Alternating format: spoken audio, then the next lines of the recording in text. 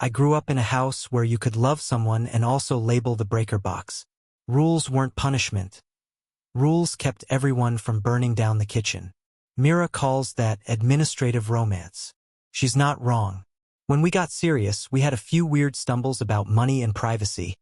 Her favorite word was convenience. Mine was consent. A counselor helped us write a postnup that sounds fancy but is really just a list of what-ifs.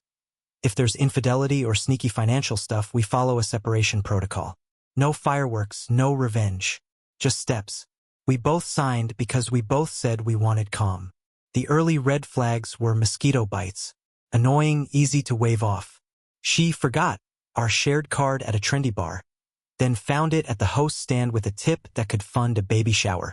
She kept getting rideshare receipts that didn't match the calendar events on her phone, girls' night that ended in an office park, spin class that started outside a boutique hotel. When I asked, she would throw her arms around me and say, "You have to stop auditing your own marriage." I would laugh because I hate feeling like a hall monitor. Then the house started generating its own little affidavits. A smart lock log. Our door lock records entries by code name.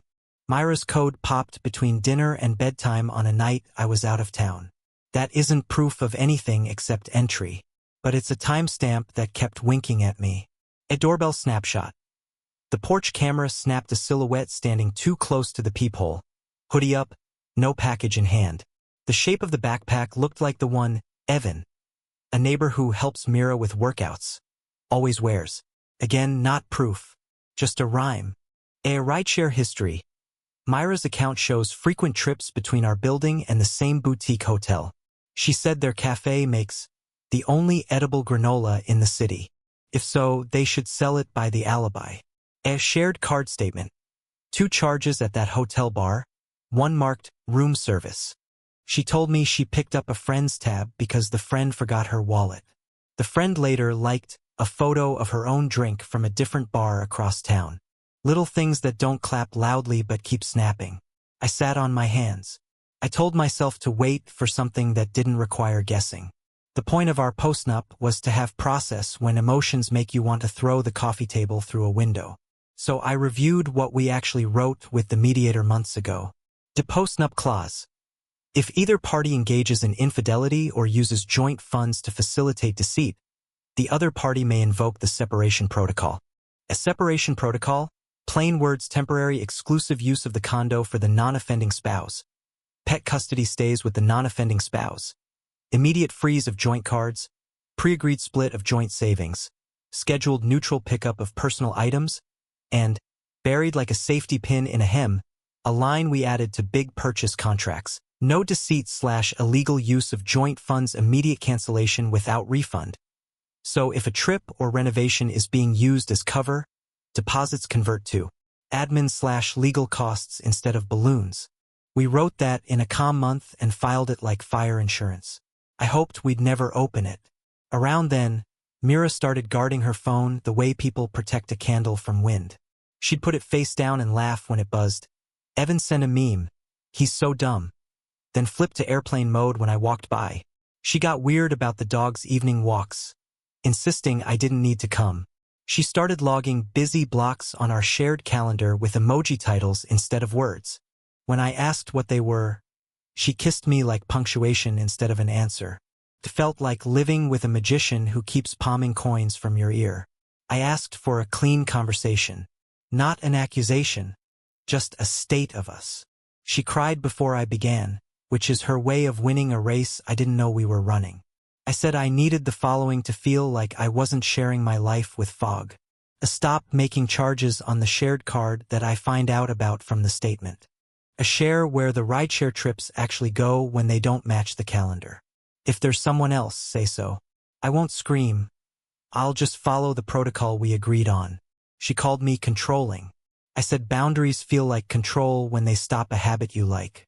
She said, Evan is a friend, in the tone people use when they plan to copyright the word friend. I dropped it because I didn't want to make a scene out of a hunch. Then the house sang again. I got an alert for a rideshare trip Mira didn't know I see. Long story. Shared notifications? We never turned them off. The drop-off pin landed on the hotel. I cross-checked with the smart lock. Her code had opened our door shortly after. The doorbell had snapped that same triangular backpack leaving. I told myself I was building a conspiracy out of push notifications. So I did something boring. I exported the smart lock log and printed a week of rideshare receipts. I put them in a manila folder labeled, not dramatically, just helpfully, noise versus evidence. I also did the unsexy thing people never put in movies. I pulled the shared card statements and highlighted charges that were not mine. I don't live at that bar. I don't order room service from my couch. Next to each highlight I wrote exactly one sentence. Not mine. I checked our Postnup again and realized past us had protected present me from turning into a detective. The clause didn't require me to become a crime lab. It asked me to decide whether the pattern was an accident or a choice. I thought about my dad labeling the breaker box. He didn't do that because he hated electricity. He did it so the house wouldn't go dark when something shorted. The thing that kicked my stomach in was small. Mira left our shared photo backup on while tidying her camera roll. A hotel receipt photo flashed for a second and disappeared, the kind of thing you do when you plan to text it to someone and don't want your spouse to see the thumbnail. I didn't get the total or the room number. I got the logo, the same hotel. The granola must be outstanding. I asked one last time. I was careful with my voice. Mira, is there someone else? If there is, I'm not here to audition for the role of loud husband. I'm here to run the separation protocol without us destroying the dog's sense of home. She inhaled like a diver and said, I made a mistake, but it's not what you think. Then she pivoted so hard the room tilted. You haven't been present. My love language is spontaneity. Evan just shows up. She reached for my hand and started bargaining with air. We can fix this. Delete the cameras. Let's take a trip. Let it fade. I said, we wrote a map for this. She panicked. I watched it happen like a weather front. Her face did the math. If she admitted the obvious, we were about to step onto rails we laid together in a better month. She asked for mercy the way you ask for a hall pass. Not because you want to learn, but because you want to leave. Please, I'm begging you. Don't do the protocol. Don't make it real. Here's the part where anyone who hates me will decide I'm the villain. I didn't yell. I didn't itemize. I didn't litigate the exact shape of the mistake. I opened the manila folder and slid out the agreed-upon checklist like I was reading a recipe. If infidelity or deceit with joint funds occurs, exclusive use of the condo temporarily goes to the non-offending spouse. Pet custody stays uninterrupted with the non-offending spouse. Freeze joint cards immediately. Continue individual accounts as is. A split joint savings in the proportion we spelled out. No new joint spending. A neutral pickup of personal items scheduled through the mediator. No pop-in visits. The no deceit clause in any large booking/purchase can be used to cancel without refund. Deposits go to admin/legal costs. She cried and grabbed my wrist and said, You don't have to do this. I said, We already did it months ago when we chose to be the kind of people who write down what sorry costs. I told her I was going to run one more quiet check and, if it lined up with the pattern, the lock, the ride shares, the charges, the camera, then I would email the mediator and invoke. I would not post screenshots. I would not tell our group chat. I would simply do the steps we promised to do so our worst day didn't bankrupt our next year. She went still in that way that makes you want to rescue the person you're standing next to from a problem they built. She whispered, I'm begging. Please don't. And the part of me that still keeps high school notes in a shoebox wanted to promise something soft. But the part of me that works in compliance knows you don't negotiate with patterns. You document and you act so tomorrow has a chance. For anyone wanting to know what the Postnup actually says in human, not legal, language, here's the line I keep in my phone. A Postnup clause, plain words. If one partner breaks trust through infidelity or financial deceit, the other can activate a separation plan we both wrote.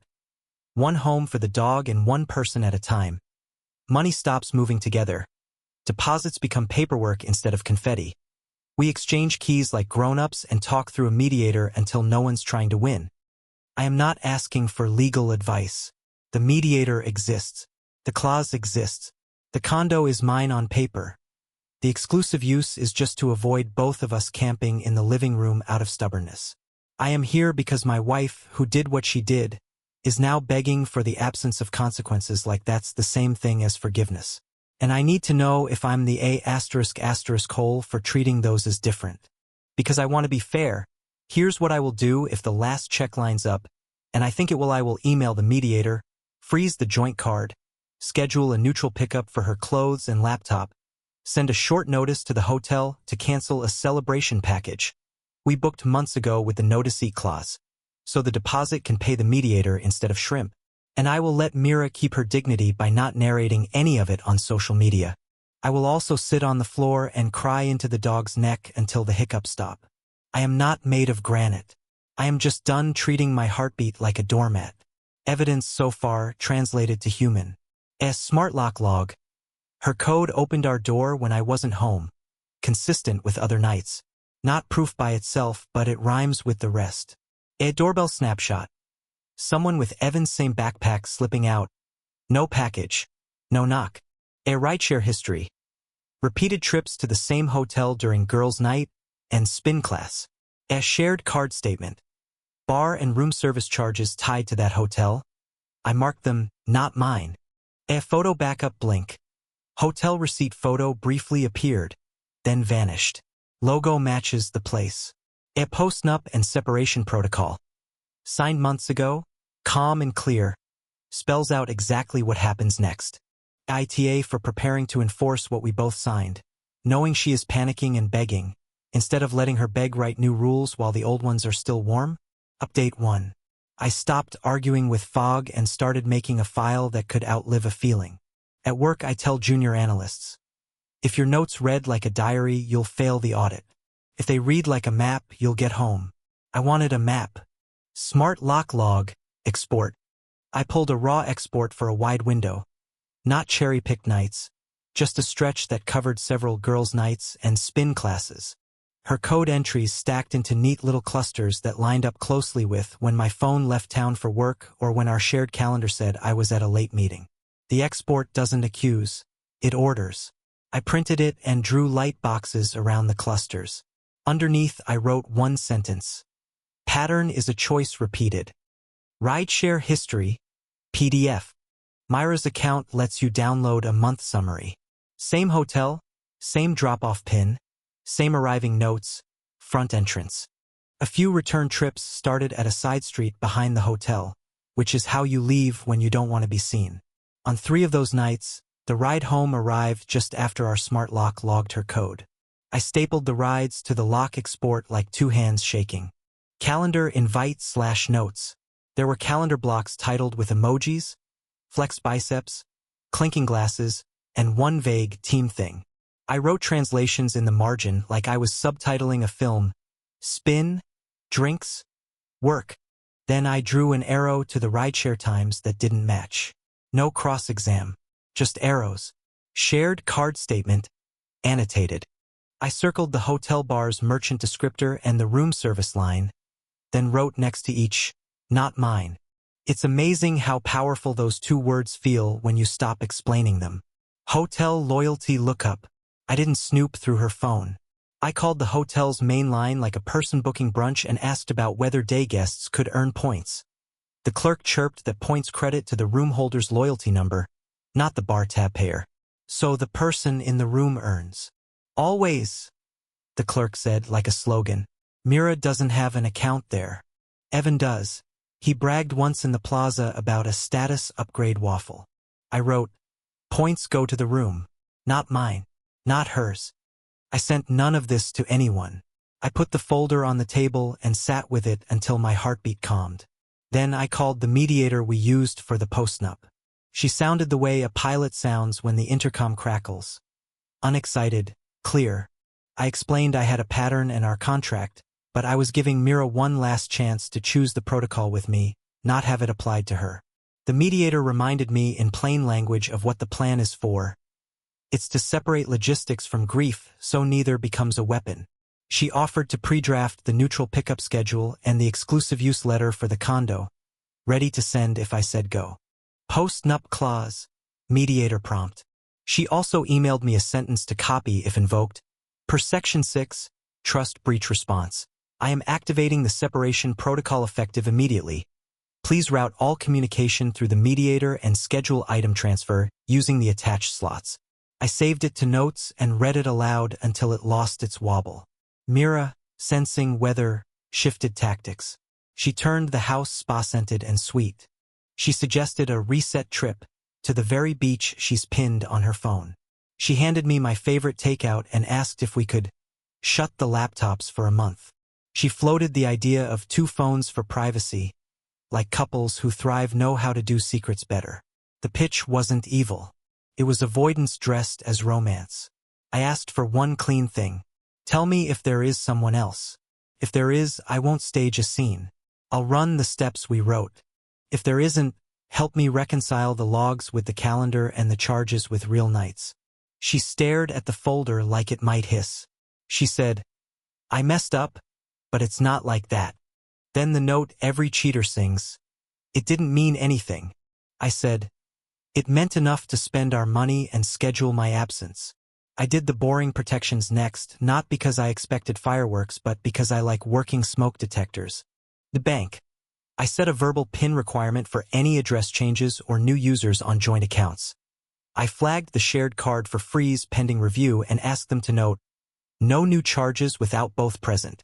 At condo, the HOA has a quiet one-occupant notification for insurance on temporary exclusive use. I filed the form and let the agent speak human. This doesn't evict anyone. It tells the building who to call for leaks. Dog. Our vet keeps a simple care authorization on file. I updated it to list me as primary and Mira as alternate. It felt silly until I pictured a midnight emergency and a front desk clerk who needs one name. A vendors with deposits. Months ago, we booked a small celebration package at a restaurant, an anniversary stand-in. I emailed the manager to add a one-liner we've used before. No deceit/illegal use of joint funds, immediate cancellation without refund. The manager wrote back, understood. If invoked, send one sentence. People in hospitality often understand boundaries better than the people being hosted. Evan tried to enter the chat with a text I wasn't expecting. We should talk man to man. I don't know how he got my number. Probably Myra's emergency contact share. I replied with one sentence. All logistics go through the mediator. Do not contact me again. He sent a shrug emoji. Then it's not what you think. I put his number on mute. I am not the confession booth in his redemption arc. Mira oscillated. Charm. Tears. Charm again. She touched my arm and said, if you step back from the spreadsheets, you'll see I still choose you. I said, if I step back from the spreadsheets, I fall. She accused me of loving rules more than people. I told her rules are how I love people without losing myself. The last quiet check I promised myself was simple. Align 3 clocks that don't talk to each other. Smart lock, rideshare, doorbell. Against a calendar that does. If the peaks line up like mountains in a kid's puzzle, I would stop treating this like a weather pattern and start treating it like a route. They lined up. Night of spin class, rideshare to hotel. Lock idle. Later, rideshare back from the side street. Doorbell catches the triangular backpack. Smart lock blinks Myra's code. Morning after girls' night, the bar posts a photo set from that hotel. In Myra's camera backup, a mirror selfie with a hotel hand towel tag appears for a heartbeat, then gets binned. The record didn't shout. It harmonized. I told the mediator I was ready. She replied with 2 attachments. Exclusive use letter and neutral pickup schedule. And a short reminder to keep my sentences short. Grief likes monologues, she wrote. Protocols like checklists. Before I pressed send to Mira, I did a kindness for both of us. I packed a go bag with her essentials. Meds, key keepsakes, 3 outfits, so she wouldn't have to make decisions through adrenaline. I labeled it with her name and put it by the hall table. I copied my invocation sentence into a new email, attached the documents, and hovered over the paper airplane icon until my fingers stopped shaking. She came home electric, like someone who'd sprinted through 3 stories. She started at plea and ended at dare. If you do this, you ruin us. I said, we ruined us before this. I'm just refusing to ruin tomorrow. She latched onto my wrist and whispered, I'm begging. The word begging landed like a dropped glass. I do not enjoy being the kind of person who hears begging and still says no. But I also don't want to be the kind of person who can be begged out of himself. I hit send. Per Section 6. I am activating the separation protocol effective immediately. Please route all communication through the mediator. Neutral pickup windows attached. Joint card is frozen. Deposits related to the celebration package are canceled under the no deceit clause and applied to administrative costs. Exclusive use letter attached. She read it and let out a sound that would make strangers think I'd hit her. I hadn't. I was just refusing to collude. She said, You could have forgiven me. I said, I still might forgive you. The consequences happen either way. That night, I slept unevenly with the dog pressed against the small of my back like a doorstop. I dreamed of breaker boxes with labels that glow in the dark. In the morning, I woke up to 2 emails. One from the restaurant manager confirming cancellation per clause and deposit repurposed to admin.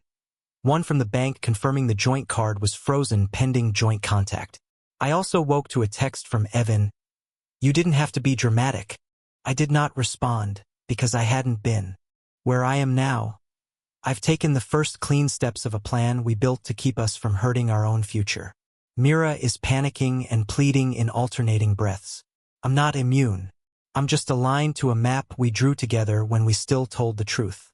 The next update will likely be about the neutral pickup and the quiet logistics of making a shared life into 2 apartments and a visitation schedule for a dog who thinks we are both furniture. I don't need verdicts to act. I asked because I wanted to check that I hadn't wandered into cruelty disguised as discipline. Your early comments naming the difference between forgiveness and consequences helped. I'm keeping those words on my fridge. Update 2. The mediator scheduled neutral pickup in staggered windows over a couple of days so nobody had to play tug-of-war with a blender. She sent both of us the same message in plain words. You may bring 1 helper. No new asks, no arguments. Inventory as you go. Leave keys at the end. The condo felt like a set being struck. Soft things first, then lamps, then the last dish. Mira arrived for the first window with a tote full of toiletries and a face that looked like she'd rehearsed grief in the car. She tried to start with a hug. The mediator, present on speaker, not as a referee but as a metronome, said, Let's begin with the list. We used a shared doc and ticked items. No cross-exam of memories. Just bedding, guest room, books, hers, photos, scan, both keep. The dog, sensing strange weather, settled under the table like a paperweight. Neutral pickup log. A simple checklist with each item marked, hers/his/ shared copy/keep, signed by both at the end of each window. I kept it on my phone so my hands had something to hold that wasn't a feeling. She asked to talk like spouses, not litigants. I said, We are talking like adults who promised we'd never use yelling to make paperwork. She asked if I could pause the protocol for a week, so she could prove it meant nothing. I told her the protocol exists precisely so we don't have to argue about meaning. She said, I'm begging you. I repeated the sentence I practiced. Forgiveness is a feeling. Consequences are a plan. We can have both. Evan texted during the second window. Let me pick up her stuff. Man to man. I forwarded it to the mediator and blocked the number. The mediator replied with a single line. Helpers permitted. Contact goes through me, not him. Myra's friend, not Evan, came instead. A practical person who labeled boxes without commentary. Bless the friends who can add tape without adding drama. Exclusive use notice. The HOA's acknowledgement that, for a limited period, I'm the point of contact for the unit. It's not a lockout. It's a map for emergencies. I sent Mira a copy so she wouldn't think I'd fortified the castle. Alongside it, I rotated smart lock codes per the mediator's suggestion and texted her the tiny, human note. Your code will be disabled after the final window per our plan. She sent 3 crying emojis and you don't have to be cruel. I didn't answer because I wasn't being. She spiraled in loops that sounded like options but were just shapes of panic. What if we take a break without rules? What if we wipe the cameras and start fresh? What if you go on a trip and come back to me softer? The mediator kept time. I kept the list. The helper kept taping. Grief and logistics can coexist if everyone agrees the boxes don't deserve shouting. At the final window, Mira asked to say goodbye to the dog properly. The protocol doesn't legislate tenderness. It just schedules rooms. I clipped the leash, we walked around the block together, and I let them sit on the stoop for a minute. She cried quietly into his fur. "He loves me," she said. "Yes," I said. The dog thumped his tail like a stamp. Back upstairs. She handed me the leash as if it were a verdict. It wasn't. It was just the part of the plan we wrote. Pet custody with the non-offending spouse to minimize churn. It still hurt in the body. Card freeze confirmation. The bank's message read like a robot but felt like relief. Joint card disabled pending joint contact. My individual accounts breathed again. Mira accused me of punishing her by freezing groceries. I told her I would Venmo her half of our pre-agreed grocery budget until we divide accounts. The protocol had a line for that, because past us was annoyingly thoughtful. I sent the first transfer with the memo groceries per plan. She replied with a broken heart emoji. Emojis are not receipts. On the vendor front, the restaurant sent a final cancellation memo. Deposit retained and applied to staff hours and administrative time. It felt like a refund in a language I could accept. Not money back, but money not used to decorate a lie. The manager added a human note. "Wishing you both calm." I printed it and put it in the folder behind no deceit clause, like a match set. There were moments my lungs tried to forget how to work. The sight of her favorite mug wrapped in paper. The way her sweater left a ghost on the back of a chair. The quiet clack of keys when she set them on the counter. She asked if I would at least admit this was overkill for a fling. I said, "Protocols don't measure the size of the flame. They measure whether the house is on fire." She said, "You'll regret this." I said, "I regret what made this necessary. I don't regret following the map we drew." Because internet strangers love receipts, here are the non-dramatic ones that kept the day from turning into a courtroom. A mediator transcript, excerpt. Times of each pickup, who attended, no disputes noted, closing signatures. Smart lock code rotation. Auto email confirming old codes disabled / new codes issued. One-time guest code created for the final hour and then retired. A vet care authorization. File updated listing me as primary, Mira as alternate. Both can approve emergency care. A grocery budget transfer. Screenshot of the agreed split sent to her with the plan noted, so survival stays boring. A no-contact boundary. Mediator email confirming that third parties, including Evan, should not contact me directly. All logistics through her. After the last box, Mira lingered with that new empty room stare. She cycled one more time through guilt, bargaining, anger, resignation. "Just say you forgive me," she said. "It will make it easier." I told her I might forgive her eventually, that I hoped I would, but that forgiveness wouldn't cancel the consequences we both agreed to. She said, "So you're heartless." I almost laughed because if I were, none of this would have needed a protocol. I would have stuck my heart in a drawer and called it a day. Instead, I handed her a neat folder of copies, the mediator schedule, the grocery budget note, the pet plan, so she wouldn't have to ask me for basic information through adrenaline later. "This is me being kind," I said. She looked at the folder like it might explode. She left the keys, paused in the doorway, and said the thing that will probably echo in my head for a while. "You could have looked the other way." I said, "That isn't love. That's neglect." The door closed with an apartment building click that felt older than both of us. I did the small, unheroic chores that follow any moving day. Swept the sandy half-moon by the door. Washed the one glass we both used. Deleted the shared calendar and rebuilt my own with labels that actually match days. I emailed the building manager a short note. Pickup complete. Keys returned. Exclusive use notice in effect.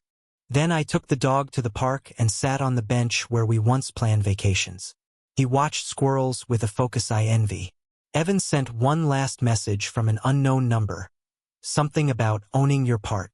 I forwarded it, blocked it, and put my phone face down. I don't need a chorus to narrate a plan that already has sheet music. The house is quieter. I can hear the fridge. I can also hear my own pulse, which is no longer sprinting. Tomorrow I'll start the boring divisions, utilities, streaming, the final split of the joint savings per the ratio we wrote into the Postnup. I'll also book a therapy slot because writing protocols is not the same thing as learning how to sleep in a bed you bought alone. I didn't make a speech to celebrate being principled. I fed the dog, labeled a box hers, hold for 1 week, in case she remembers something small and dear, and put my folder back on the shelf where we keep the breaker box diagram. When a fuse blows, you don't argue with the dark. You find the label and flip the switch you wrote down on a better day. Final update. The quiet after logistics is a strange kind. The apartment sounded taller. The dog's tag felt louder. I did the last round of admin with the same small, careful hands I use for tight jars and tricky light bulbs. Joint savings split confirmation. The bank processed the pre-agreed ratio from the Postnup. It wasn't a punishment. It was the math we wrote before feelings started auditioning. Utilities transfer receipts. Boring emails in a friendly tone. Power, water, internet. Shifted to individual billing. No winner, no loser. Just meters. Exclusive use letter filed. The HOA kept my name as point of contact while we decouple. It's so leaks go to one phone. Not so feelings get evicted. Mediator closure note. Pickups completed. Keys returned. Communications remain through this channel unless both parties agree otherwise. Mira sent one last long message. The first half was apology confetti. I never meant to, it wasn't serious. I panicked because I thought you'd leave me if I told you. The second half was bargaining in a new suit. If you say you forgive me, can we undo the paperwork and call this a break? I wrote exactly what I could stand by a year from now. I accept your apology. I hope we're both kinder to ourselves than our worst week suggests. Forgiveness will come, or it won't, on its own clock. It does not undo the consequences we agreed to. For now, all logistics stay with the mediator. I wish you steadiness. She replied, you're cold. And then, hours later, thank you for not humiliating me. Both can be true to the person who's hurting. Evan tried once more from an unfamiliar number. We didn't set out to break anything, he wrote, like the universe grades on intent. I forwarded it to the mediator and blocked it. I didn't sermonize. You cannot win a game that requires you to be both referee and ball. I started therapy. The counselor asked me to retell everything using verbs only. I said, noticed, matched, invoked, divided, slept. She nodded and said, you didn't punish, you proceeded. We talked about how forgiveness is private and boundaries are public, and how mixing them is how people accidentally set their kitchens on fire. Days later, my phone stopped rolling out adrenaline when it buzzed. The shared calendar is gone. My new one has titles that are nouns instead of emoji. The dog learned the new schedule faster than either of us did. He sits by the door at what used to be together time and now is walk anyway time, which turns out to be enough. There were small grace notes. A restaurant final statement. The deposit stayed applied to admin time. The manager added, hope you both find calm. I taped that line inside my folder like a postcard from a future room. A vet file acknowledgement. Both of us can authorize care if needed. You can hold a boundary and still plan for the emergencies of a person you're leaving. Adulthood is messy on purpose. A 1-week hold box. Mira texted to ask about a scarf and a thumb drive. I'd labeled a box hers, hold. Returning it on the stoop felt like exhaling. I've been asked privately, was it really worth it, this much structure?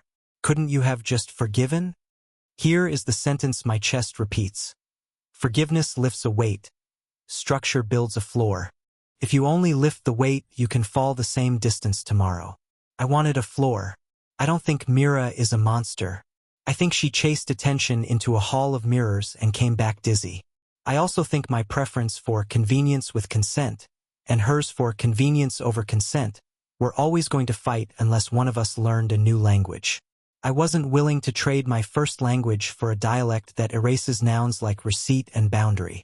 For people who asked about the future, no grand finales. The Postnup did exactly what we paid a calm stranger to help it do. Separate grief from logistics so neither could recruit the other as a weapon. Maybe we attempt a formal end later. Maybe one of those tidy agreements everyone congratulates for being mature. For now, low contact. Logistics only. No autopsy on meaning, we already measured outcomes. I took the ring to a consignment jeweler who speaks softly to metal. They cleaned it, handed it back on a velvet pad, and told me it would get a second life. I didn't cry there. I cried in the grocery aisle when a song from one of our road trips came on, and I realized there are still peaches to buy in a world where love did not work the way I labeled the breaker box. The dog sneezed. A kid in a cart waved like I just invented waving. Life kept its swear jar full. The last thing I'll keep is the map. I wrote it on a note card the way you write emergency numbers. Don't negotiate with patterns. Document. Say the sentence you practiced. Then stop explaining. Let forgiveness and consequences travel different roads. Invite them both home when they're ready. Carry proof kindly. Use it to prevent harm, not to paste to someone's face. Am I the A*** hole for making consequences real when Mira begged me to keep them imaginary? I can live with yes from anyone who needs their story that way. In my house, the one with labeled switches and a soft-headed dog. Love is better when the lights work. Final evidence snapshot. A joint savings split confirmation. Ratio executed per Postnup. A utilities transfer receipts. Bills now individual. No arrears. A exclusive use letter filed. HOA lists me as contact during decoupling period. A mediator closure note. Pickups complete. Keys returned. Communications channel set. A restaurant final statement. Deposit applied to admin. No celebration funded by a lie.